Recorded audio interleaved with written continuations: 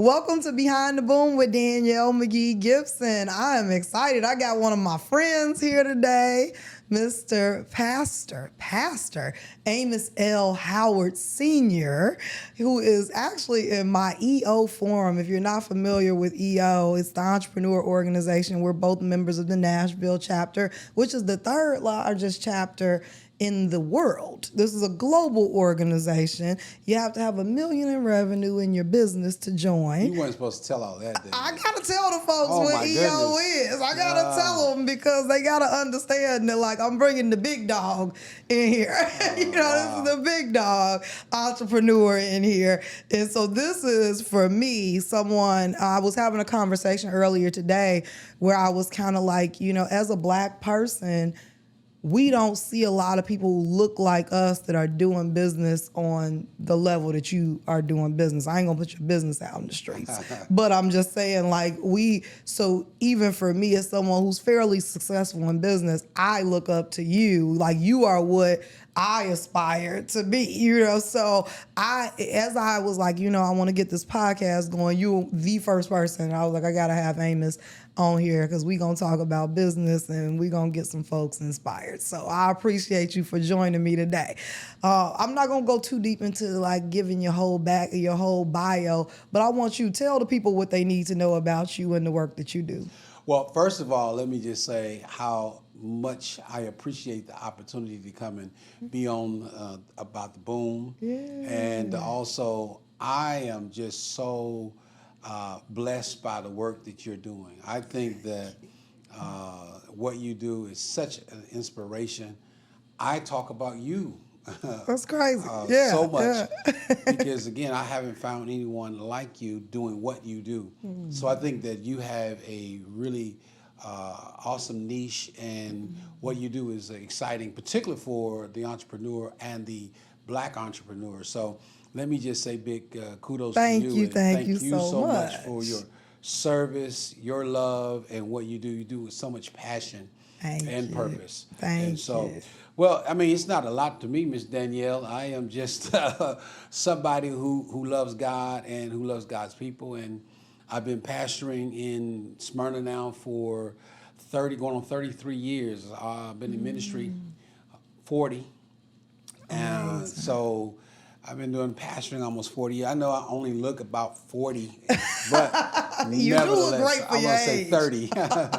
But nevertheless, no, I mean, and so I just have a passion to help people. And so my journey of entrepreneurship started with that whole idea. How could I help someone else, as we would say, come up, level up in life?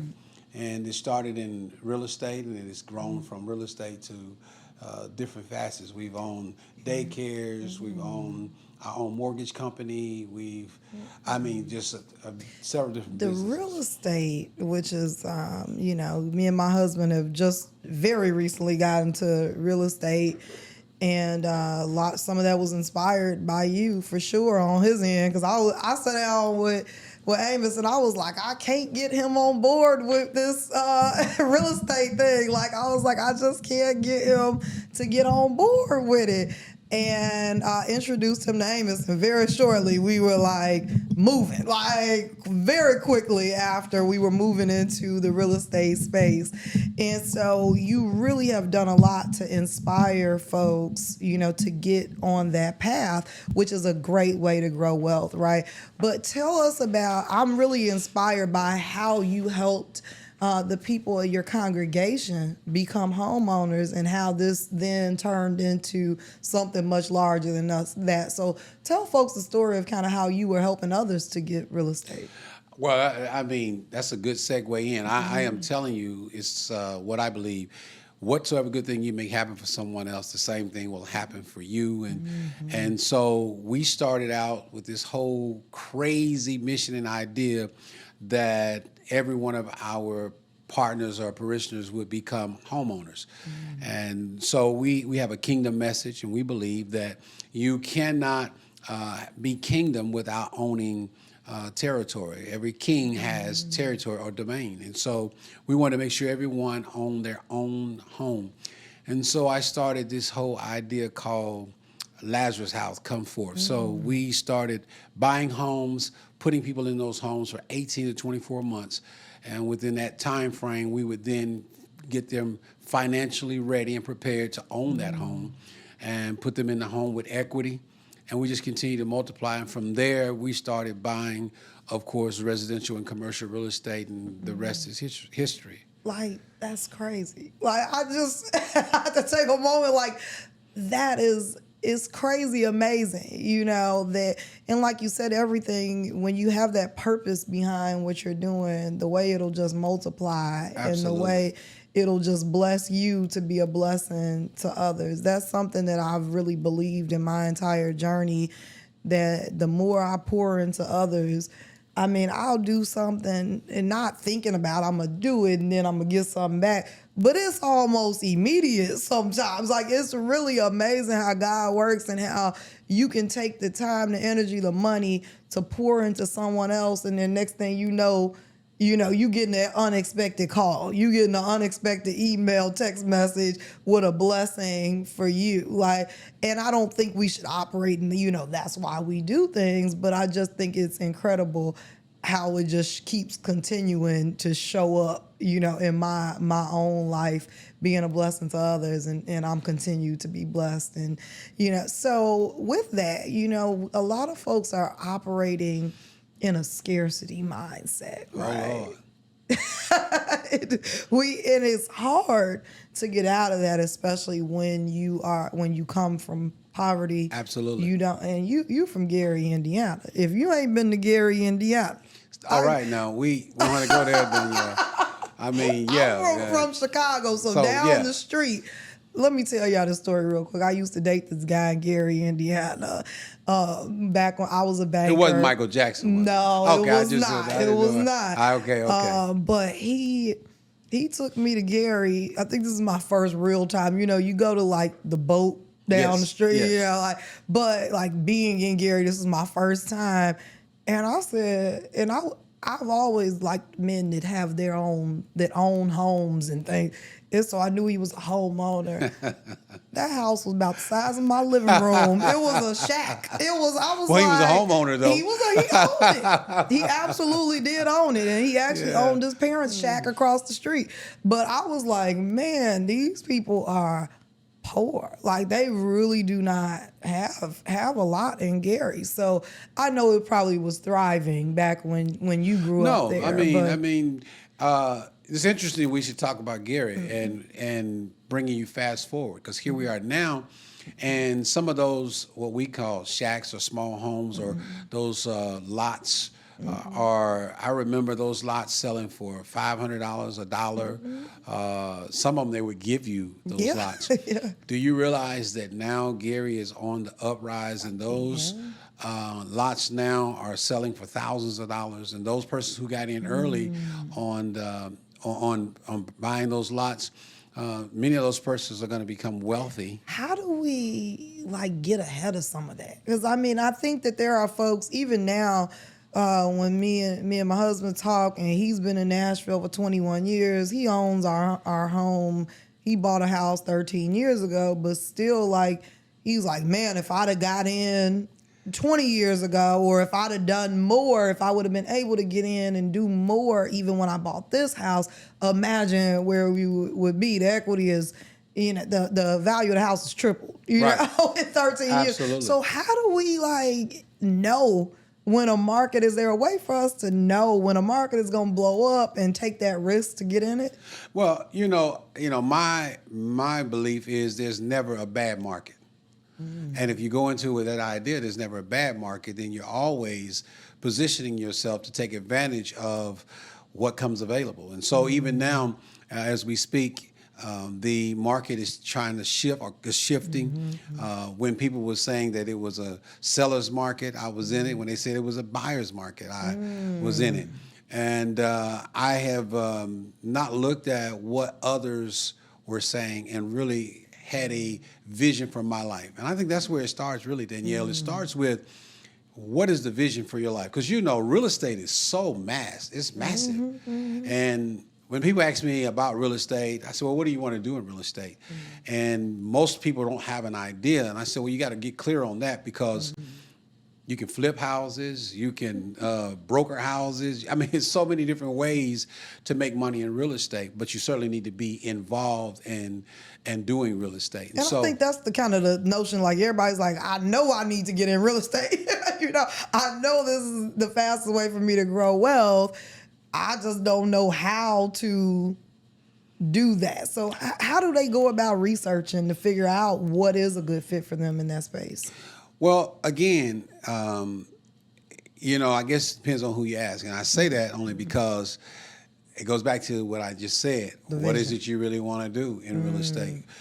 There's some people who want to get in and get out. So if you want to get in and get out, that might be more of a flipping situation. And now where we are in the Nashville area, of course, you're having to go to the outskirts to find properties that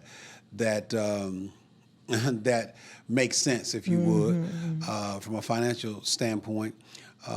But I would say to persons, get clear about what it is you want to do. And once you get clear about what it is you want to do, then the strategy will start to come. I think the reason people don't start is because they don't think that they have what it takes. So one of the chapters in my one book that's called The Earth is Your Real Estate Property, Taking the Limits Off, the first chapter in there is called Courage, having the courage to step out, step in faith. And here's what I say, God will give you more on your way than when you start. Some people never get it because they never start. So I didn't have all the wherewithal when I started, but I just started, right? But I really believe, for me, the thing that helped me is I was very much so a steward of my money. For about 7 years, I went crazy. I was teaching debt-free living, how to get out of debt, how to manage your money.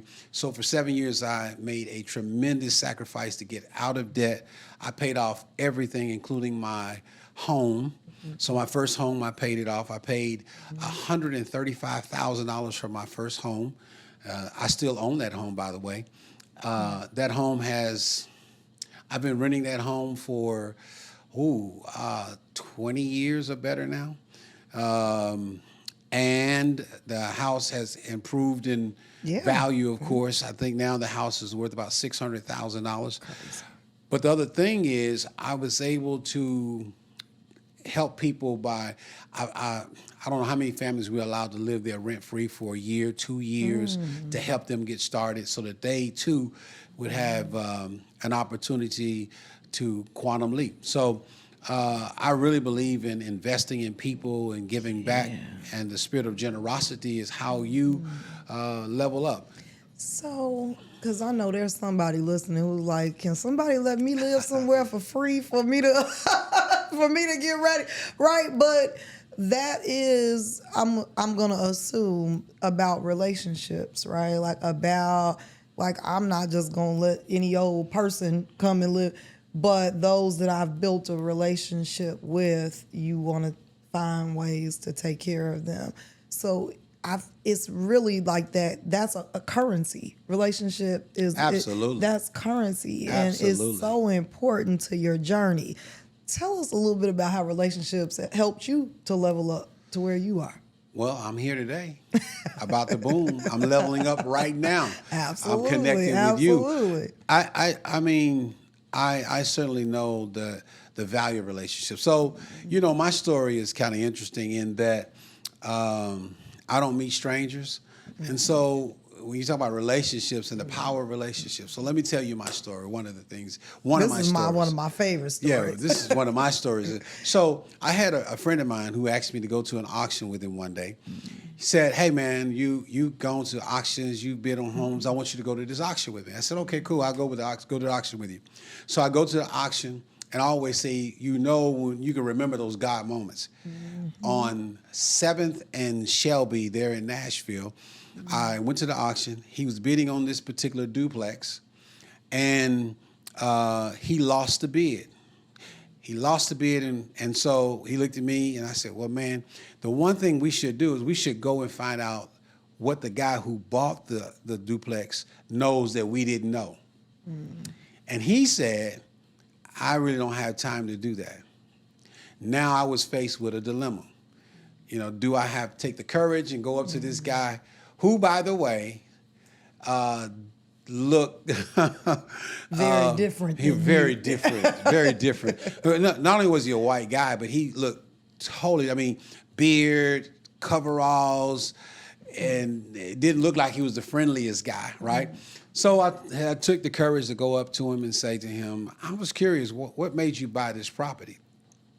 And he told me why he bought it. And what he said was absolutely right, because now that area has been regentrified, and the values of those properties are just, Crazy. 4 to 6 times what he paid for it. And so he told me that, and I started to walk away, and I asked him, I said, well, do you know about any other properties that might be for sale? I don't even know what made me say that other than God, the Holy Spirit, had me say it. And he said, I might. And I said, okay. And then he asked me, did I know where these particular addresses were? And I said, not really. I'm not really from this area. And so he said, well, get in your car and follow me. So I get in my car and I follow him. And we come to his place where we stop on this particular street. He pulls over and he walks back to my car. God moment, white Navigator is what I had at the time. He knocks on the window and he said, hey, brother. I said, oh, goodness. And then he opens the door and gets in my car, and I'm thinking, oh, my goodness. And then he tells me, ride down the street, drive on down the street. So I'm driving down the street, and he says, at one time I owned every house on both sides of this street. I said, oh, okay. Well, he takes me into about 5 houses. He takes me in these houses, and after we come out of the house, he says to me, what you think? I said, I don't know. And then he says, I'll sell you all 5 of these houses. These were in East Nashville, which is one of the hottest areas in Nashville right now. He said, I'll sell you all these houses. So I was a little taken back, like, okay. And then he said, do you have your financing? This is the day of the auction. Yeah, you just met this man. And he says, do you have your financing? I said, well, I might. And he said, well, I'll finance them for you. And so I'm saying, what is this white man up to? And so I said, oh, okay. And we proceeded to have a few meetings after that, and just where we ate lunch to get to know one another and the whole nine. And so he took me to these duplexes one day over in East Nashville, the same area, and they were beautiful. And I said to him, oh, I'll buy these from you. He said, I'll sell these to you. And I remember asking him, well, how much you gonna make? He said, about $300,000. And when he said that, he said, because it didn't look like this when I bought it. I said, oh, okay. And so I was excited. I said, okay, we can do this, And so I was on my way home one day, and he called me on the phone. By this time, we had built some level of rapport and relationship. And I was on my way home one day, and he called me, said, Amos, what you doing? I said, man, I'm on Hazelwood and Old Nashville Highway. I'm giving you these details only because these things are etched in my mind, because I believe it was a God moment. I said, I'm on my way home. I'm on Hazelwood and Old Nashville. When you get home, I'm going to date it too. He said, when you get home, I've got a fax that'll be sitting on your fax machine. I think that property, or this particular property, will be a better property than the ones that I was going to sell you. Then I said, oh, okay, this white guy is up to something. And so I said, well, why are you not going to sell me the other property? He said, well, I'll sell you that other property, but I think this will be a better property for you. So sure enough, I get home, there's a fax on the machine, and it's an apartment complex in Germantown, downtown Germantown. Now what you know is an extension. Germantown is an extension of downtown of Nashville. And so I end up buying that particular property. I bought that property 20 years ago, paid $675,000 for that property. That property now is worth somewhere between $10 and $12 million. Now, and it came out of relationships, right? It's crazy. Because of that relationship. And so we continue to build relationship. He became like a father figure to me in real estate. We took to each other, and he loved on me and shared with me. And at the end of the day, he was just looking for somebody to give back to. He had made multi-millions of dollars. He was a wealthy guy, had made many millions of dollars. His children didn't want anything to do with real estate, and I happened to be the son that wanted to. And I had many other deals I did like that. He did another deal out east. There was 3 blocks of duplexes. He had a contract on this particular property out east, and he called me one day on the phone. Amos, what are you doing? I said, man, I'm on my way home. I'm about to hit 24. He said, this was in rush hour traffic. He said, turn around. I want to show you something. Ah, man, I was cringing. Had my 2 children in the back of the car. But because of who he was, out of relationship, I turned around. He took me to show me these 3 blocks of duplexes. And he said, I have a contract on it, but the Lord told me to give you the contract. And I was taken back by that. And from that relationship, I bought those properties. And Man. I mean, I hope that the folks listening in heard like 10 messages, because I heard so many. Now, we started talking about relationships, then it was about courage, then it's about just showing up. Just showing up, speaking up. I mean, God, and how, sometimes we think we have control. We try to have control. And sometimes it's when you just go with the flow that God shows up in those moments and changes your entire life. And also just about like sometimes it's going to be the least likely person. Absolutely. Like you didn't Absolutely. had no idea this man. We always, I'm clearly huge on Black-owned businesses and Black community, but some of the people who have shown up for me and done the biggest, they are not Black people. I love my community, I love my people, but in my journey, I have had white friends and colleagues that I was probably like you were when you saw him, and it was like, what you talking about? Like, what are you gonna do here? And they have gone to war for me. Like people who I will never forget for the rest of my life. And I had to be willing to see what they were talking about. We have to sometimes reach outside, be willing to accept help from outside of our community and make friends with folks that don't look like us. We better together. I truly believe that. Now, you also have been married for how long? Oh my goodness, you're not supposed to ask me that, Danielle. Let me not ask you that, because then if you get it wrong, right? Yeah, exactly.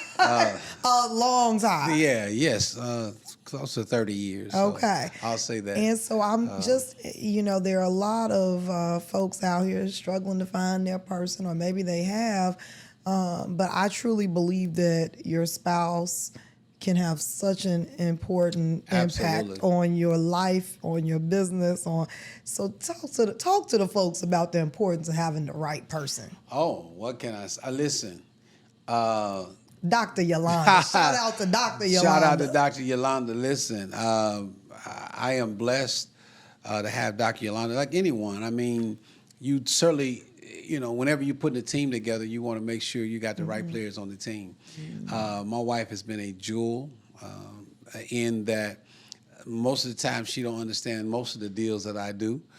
She just signs documents and trusts that what I am telling her to sign is what she should sign. And it hadn't always been that way. I mean, she's certainly... you got to build that trust. Yes, we have built that trust. You don't come out the gate with that type of trust. Well, and I don't know, you might have to edit this out, but it's a good piece to put in. Okay. It hadn't always been peaches and cream. I tell you that I had gotten to a place in real estate at one point where I was buying more than I had infrastructure to sustain. And I mean, the weight of it became very heavy. And I remember having a conversation with her one day, and she certainly didn't understand it. That's what EO is all about. And I went to her for comfort, and I can just say it this way, I didn't get comfort. She certainly didn't have a clue and understand. And so looking back on it for a long time, I was very challenged by that, by just her, the conversation we had. I didn't get the support, and then get the real nurturing that I thought I needed at that time. However, I certainly understand it better now. But you're absolutely right. It does. That trust is so important. Having the right people on the team is so important, and knowing that now she trusts me, and whatever decisions I make business-wise, she doesn't question it. Just okay, this is the direction we're going. But I've had enough wins. Right. I had enough wins. You said something. I wanted to go back to one thing you said about just showing up and the power of showing up. I want to give you this quote, that the proof of desire is pursuit. I'm going to say it again. The proof of desire is pursuit. Oftentimes, people who are looking to level up, they want the mentor to pursue them, and it doesn't work that way. And so Mark Turner, who was my mentor, whenever he called, whatever he said is what I did. And I never broke trust with him on that, right? I trusted his wisdom. I trusted his guidance. And so when he told me to come, I came. And so I remember another instance where he called me. What are you doing, Amos? I said, man, I'm over in East Nashville. He said, come over here. He had houses all over East Nashville. He told me to meet him over at one of his houses in the alley. I meet him over in the alley in his house, and he's telling me all these stories. He had property everywhere. He had this 200-acre farm where he went, and he went and hunted on this 200-acre farm, and he pulls out this knife, and he tells me, I kill deers, and I field dress them with this knife here. And he told me all about field dressing with this knife, and all at the same time, he then proceeds to tell me he had got these watermelons out of his garden, and he takes this same field this knife that he field dresses deers with. He slices the watermelon and he starts giving it to me. I said, Lord, don't let me catch gangrene or nothing. Like, I don't know what is going to happen with this, But back to the whole idea of showing up. So I'm there and I'm having conversation because he called me. It was not a convenient thing, but he called me. So I'm there and I'm having conversation with him. He gets a phone call. And he gets a phone call, and this guy calls him and says, hey, man, I got this property that this guy's going to sell. I think it'd be a great property. So he tells me, he said, hey, Amos, follow me over here. Old boy got a property that I think is going to be a good property, and it might be something you want. Sure enough, in East Nashville, 5 minutes from downtown Nashville, there is a triplex. God tells him about the triplex. He looks at me and he says, give it to Amos. I buy that triplex. I'm in the process right now. I paid, I think, $105,000 for this triplex. I'm in the process of right now. The property as it sits is about $650,000. I'm in the process of rehabbing and building this thing out. When I get through, I have about $1.2 million in it, and it'll be worth about $2.5 million. But it came out of showing up. Mm-hmm. And the thing is, it's not always easy, and it's not always, there have been so many times I just don't want to go. I just don't want to go. I don't want to go. I don't feel like talking to nobody today. I don't feel like being bothered. I don't feel like driving. But the days that I've shown up when I haven't wanted to are the days that have changed my life. Absolutely. Like, there is one particular day I remember sitting on the side of my bed after working all day, but the business starts after I get off of work, so and I'm sitting there and I don't want to go, and I'm like, I got to go to this dinner. I'm not in the mood. Y'all know I'm not really an extrovert. I'm really an introvert. I'm like, I got to go and I got to talk to people about my business. And the person who I sat next to when I got to that dinner that night was the first person that wrote a check and invested in Black Business Boom. And not only did he invest, when he took the offer to his lawyer to write up the paperwork for the investment, his lawyer said, I'll match your investment. And then I got that investment and met somebody from Launch, Tennessee that said, we'll match their investment. And it all came from that day that I didn't want to get up off of my bed. I was sitting there, clothes laid out, and I was like, I ain't going. And I made myself go, and it literally changed my life. Not only the investment, now I know his lawyer. And, that relationship, Launch Tennessee, I mean, it just so much happened in that one night that I didn't want to show up. And it's not because of me. I truly believe God was like, go on and get yourself together. You got to get yourself together. I would just beg to differ with you. I think, your spirit and your passion for what you do, it's favor on your life. And not just that, you have a way of attracting the right people. So it is about you to some degree. Which is weird to me, because I'm like, I know I'm not one of those bubbly personalities, right? I'm not one of those folks that's super extroverted and bubbly personalities, but it's crazy how the right people get placed in my life. Like, it's amazing. And I do truly believe it's just because of my passion and my purpose. But I don't have to look for things. And I started to really truly believe that what is for me will find me, because it always has. And it's been even in jobs. When I was in corporate America, there were jobs, I just gotta get this job. I want this job so bad. And I didn't get it. And then 6 months later, I was like, that's why I didn't get it. It wasn't for me. It took a lot of maturity in life for me to get to that point, and to understand that even there was a lesson there and there was protection there. Absolutely. But we just, in the moment, I just wanted it so bad. But everything that we want is not what we need. And that was something I was thinking when you were talking about Dr. Yolanda and that conversation you had, that Absolutely. It wasn't what you wanted. And that wasn't the conversation you wanted, but that was the conversation that you ultimately needed. And it can be uncomfortable in the moment, but we never know what it's preparing us for. Before we wrap up, though, we got to talk about your books, because you got 2 books. You are also an author, which is something that many folks that I know aspire to be. And so what made you decide that you were going to sit down and write your first book? Well, I've always wanted to write books, and I know you've got many in you, and I can't wait to read your first book. I can't wait. It's an exciting book that's going to come forth out of you, and so I prophesy that today. Yes, I'll receive about it. the boom. We're going to get that book out in Jesus' name. Listen, no, I just made a decision that I needed to leave me in the earth, that I only had a certain period of time to be here. And one of the ways to make sure you remain in the earth is to put it in black and white. And so I thought I owed it to myself. I owed it to the people that are in covenant with me. And then I owed it to the world to not cheat them of all that I had learned on my way and in my journey. Child, you just done stressed me out. Now I'm sitting there like, I got to write the book. Absolutely. Because that's a totally different perspective, right? That I cannot be here, and what am I leaving behind for people? Could be my gift to people. That's something that's going to live on forever, no matter if I'm here or not.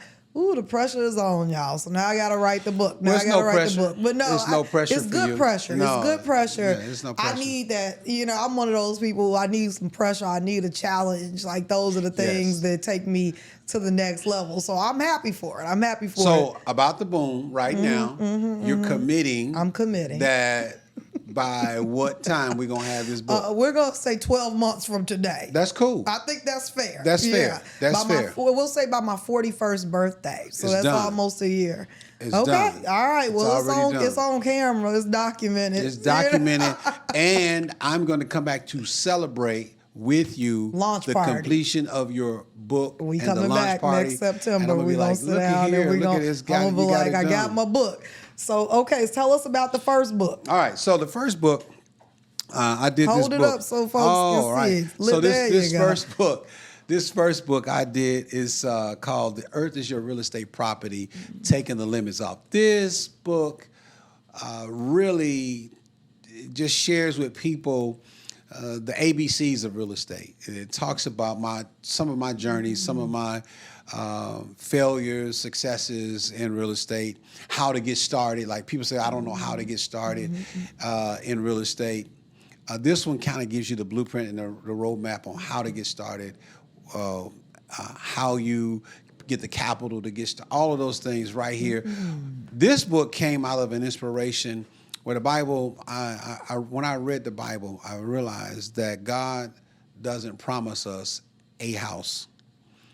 He promised us houses. And so anybody that only has one is in violation of the word of God. Okay. So you should have multiple houses. Get moving. And so you got to get moving. So that's what this book did. So this is the Earth Is Your Real Estate Property, taking the limits off. And this is what I did. Took the limits off. And we bought the first one and bought this one. And before you know it, now we have a portfolio of residential and commercial real estate, and we're still building because there are no limits with God. No limits. You know. I love it. So that's about this Wonderful. book. Then the book Legacy Matters. This here is really my this is my baby right now. I believe this book, prayerfully both, but particularly this book, will take me around the world because this book really embodies my heart in this season and probably for life, because it really deals with how to help people craft their own story. One of the things I started looking at in my life is, you know, how will your life matter when you leave here? Who will know you even existed? And then what will they say when you're gone? And I didn't want people to make things up, so I decided to tell my own story. And so this book here is about helping people craft their story, navigate their story, tell their story. But it's also about how to create a meaningful living legacy, because legacy doesn't begin when you die. Legacy is constructed while living. And so this book I'm excited about because we deal with how do you have the tough conversations. You know, everybody wants to go to heaven, but nobody wants to go die to get there. But this book here deals with everybody needs to have a will. You need to have, you know, some need to move to the place of trust. Interestingly so, and this was another confirmation, most recently I was looking at Deion Sanders, and Deion Sanders recently had a bout with bladder cancer, and he was going to have this major surgery, and he did a video the day before his surgery, and he said, this is a tough one for me, and it's tough because I had to do a will. And I'm thinking to myself, how in the world are you Deion Sanders, and you talking about you got to do a will the night before his surgery? And he said he worked through the night to do a will to make sure everybody was okay. And he didn't say it that way. I think he said good or something on the type. But I was like, this is why this book was written, because this book helps persons understand the importance of taking care of business. And then it tells you how to do it, the how-tos. So this is a real how-to, and then it chronicles my own personal life. I love it. Yeah, I mean, your legacy started at your birth, right? Oh, yes. And it's about intentionality, right? How are we intentionally living to leave a legacy and to like you said, have a living legacy? One thing that I didn't mention that's really important is that you just received a key to the city of Smyrna. It was a beautiful ceremony, and I mean, this is something that everybody ain't just getting no key to the city. That's not like and you even said you didn't realize how big of a deal I really didn't. This was, but now you're starting to understand, right? Like, well, you know, Danielle, in all honesty, it's funny you should say that, because in 2018 they had a proclamation, and they had made my birthday, July 30th, Amos Howard Day in Smyrna.